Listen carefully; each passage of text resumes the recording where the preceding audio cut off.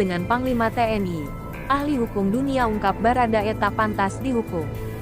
Namun sebelum kita lanjut, kalian jangan lupa klik tombol subscribe dan like ya guys, agar kalian tetap update berita-berita dari channel ini.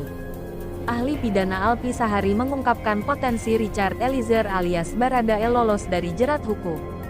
Pendapat itu dikemukakannya dengan menggarisbawahi adanya kecenderungan daya paksa atau overmacht dalam kronologi peristiwa pembunuhan Brigadir J.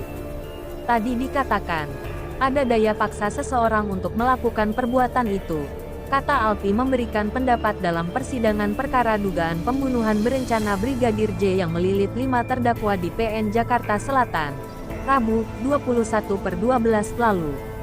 Alpi mengatakan, daya paksa tersebut sebenarnya terbagi menjadi dua, yakni daya paksa yang bersifat absolut dan relatif. Yang daya paksanya absolut, itu tidak bisa untuk melakukan tindakan lain.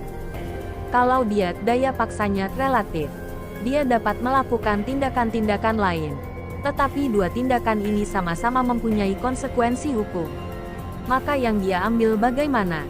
Maka yang dia ambil yang risikonya lebih kecil, ujar Alpi. Menurutnya, pilihan untuk memilih melakukan tindakan yang tak lebih berisiko tadi sudah menjadi rumusan dalam tindak pidana yang berkenaan dengan daya paksa.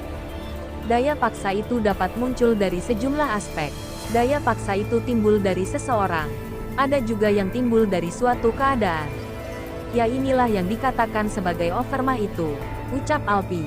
Ia berpendapat, pengaruh daya paksa itu juga dapat ditelaah dari kondisi kejiwaan Baradae meski tak menjelaskan secara spesifik mengenai kondisi kejiwaan yang ia maksudkan. Hal itu dipandangnya dapat menjadi salah satu alasan pemaaf atas tindak pidana yang telah Baradae lakukan. Tadi dikatakan ada suatu kondisi kejiwaan yang membuat dia harus lakukan.